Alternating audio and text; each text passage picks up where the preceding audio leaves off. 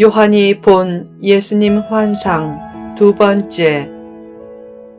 요한계시록 1장 13절에서 16절 말씀. 요한이 본 예수님 환상. 사도 요한이 pat모섬에서 본 예수님 환상에는 9가지 묘사가 나온다. 첫째, 발에 끌리는 옷을 입고 있었고, 둘째, 가슴에 금띠를 띠고 있었고, 셋째, 머리와 털의 희기가 흰 양털 같고 눈 같았고, 넷째, 예수님의 눈은 불꽃 같았고, 다섯째, 예수님의 발은 풀무불에 단련한 빛난 주석 같았고, 여섯째, 예수님의 음성은 많은 물소리와 같았고, 일곱째, 예수님의 오른손에는 7별이 있었고, 여덟째, 예수님의 입에서는 좌우에 날선 검이 나왔고, 아홉째, 예수님의 얼굴은 해가 힘있게 비치는 것 같았다. 그 중에서 셋째와 넷째 묘사가 주는 의미를 살펴보자. 3. 머리와 털이 흰 예수님. 첫째와 둘째 묘사는 예수님의 의복에 대한 묘사이고, 셋째부터 9째 묘사까지는 예수님의 실체에 대한 묘사인데, 그 실체에 대한 묘사 중 첫째가 예수님의 머리 부분에 대한 묘사다. 어떻게 묘사되었는가? 머리와 머리털의 모습이 흰 양털 같고 눈과 같다고 묘사되었다. 이 흰 모습은 예수님의 순결하심을 상징한다. 누가 은총을 입는가? 예수님처럼 순결하고 깨끗한 사람이 은총을 입는다. 진리는 어려운 것이 아니다. 진리는 대개 상식 수준에서 펼쳐진다. 진리가 진리되지 못하는 것은 실천을 못하기 때문이다. 실천하는 믿음을 가지고 진실하고 순결하게 예수님만 바라보고 살면 하나님이 만나주시고 축복의 문을 활짝 열어주신다. 그러나 예수님을 바라보지 않고 눈에 보이는 표적을 추구하면 오히려 축복은 멀어진다. 표적과 기적에 정신을 쏟지 말라. 삶을 힘들게 여기고 내일에 대해 불안을 느끼고 만족이 없으면 기적과 표적을 추구한다. 그래서 기적이 있다는 곳으로 몰려들지만 그것은 하나님이 원하시는 모습이 아니다. 예수님은 표적을 보여달라고 할 때 악하고 음란한 세대가 표적을 구한다. 나는 요나의 표적밖에는 보일 것이 없다. 라고 했다. 왜 예수님은 기적을 구하는 것을 악하고 음란하다고 표현하셨는가? 기적을 원하는 동기가 하나님의 사명의 이행보다는 자신의 욕구 충족에 더 관심이 있는 모습이기 때문이다. 하나님만 바라고 하나님의 뜻에 관심이 있어야 되는데 겉으로는 하나님을 믿는 것 같아도 속으로는 자기 유익에만 너무 관심이 있다는 것이다. 살기 힘들고 마음이 불안하면 기적 중심적인 신앙과 기복주의적인 신앙의 함정에 빠지기 쉽다. 이스라엘 백성들이 왜 금송아지를 만들었는가? 모세가 시내산에 올라가더니 40일 동안이나 내려오지 않으니까 불안해서 금송아지를 만든 것이다. 그들이 겉으로는 하나님을 섬기는 것 같았지만 실제로는 섬기지 않았다. 그래서 기적만 준다면 금송아지도 좋다고 한 것이다.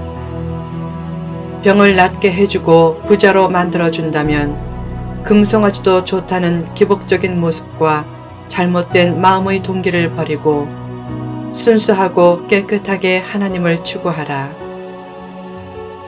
너무 표적을 추구하지 말라. 기적이 없고 질병이 떠나지 않고 경제 문제가 잘 풀리지 않아도 말씀대로 살라.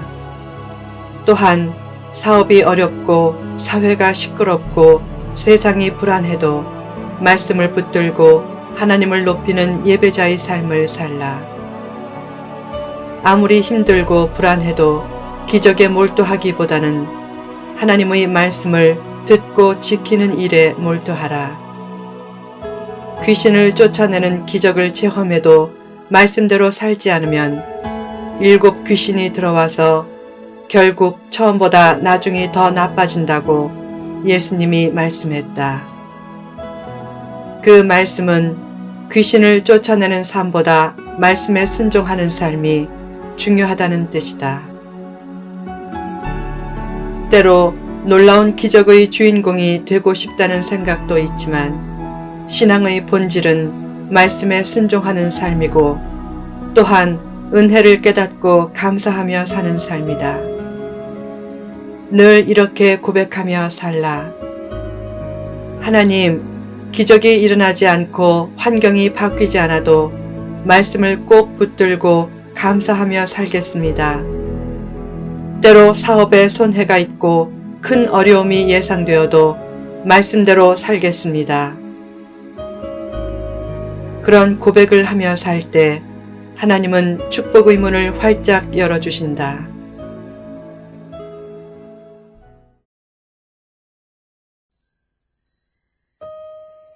4. 불꽃 같은 눈을 하신 예수님. 이 묘사는 예수님이 모든 것을 다 꿰뚫어 아는 분임을 나타낸다. 이 말씀은 신앙은 겉포장이 아님을 상기시켜준다. 늘 진실하기를 힘쓰라. 하나님께 영광을 돌리며 살게 하소서 라고 기도했으면 정말로 하나님의 영광을 소원하라. 하나님께 영광 돌리게 하소서 란 기도가 내가 축복받게 하소서 란 기도를 교묘하게 돌려서 한 기도가 되면 안 된다.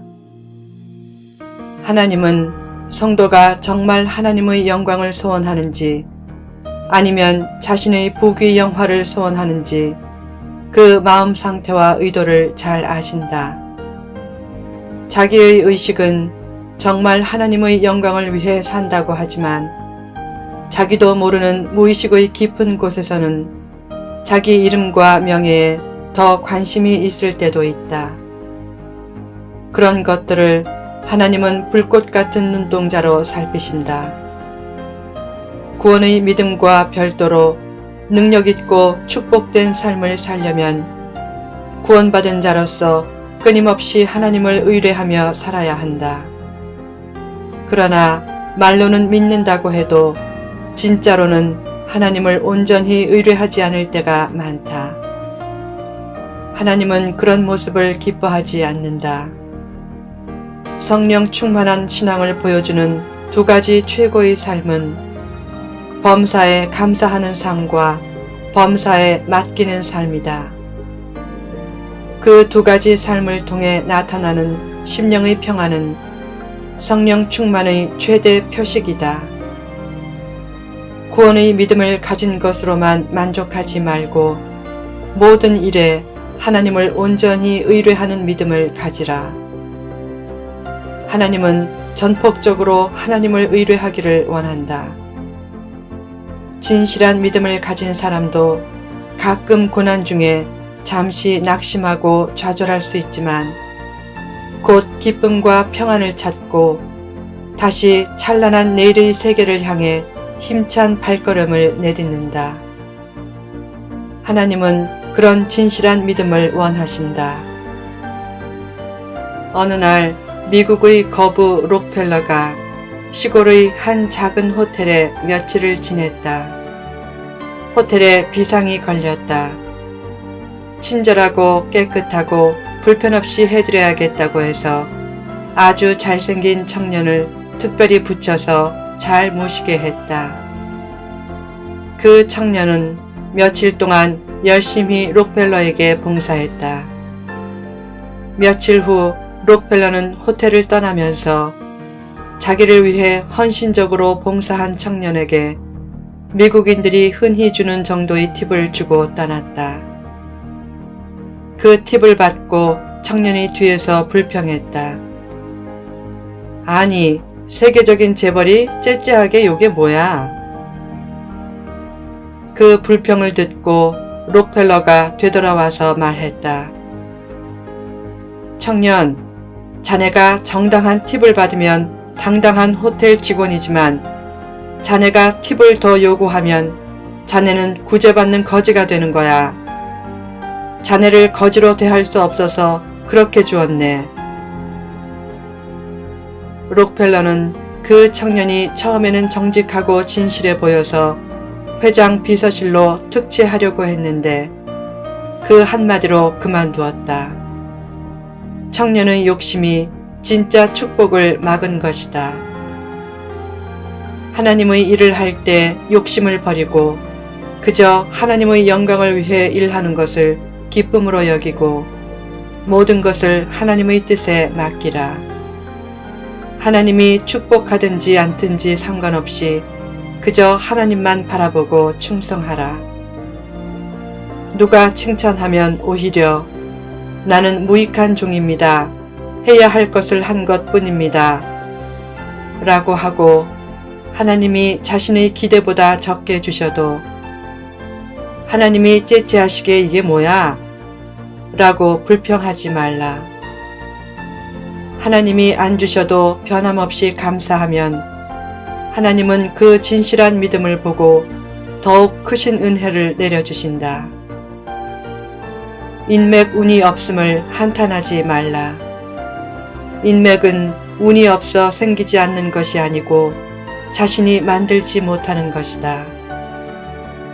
엄청난 인물이 자기 곁에 있음을 모르고 계산을 따라 살면서 더 얻고 더 받으려고만 하기에 그 인물의 눈과 생각 밖에 놓이는 것이다. 계산적으로 살면 하나님의 눈 밖에 놓인다.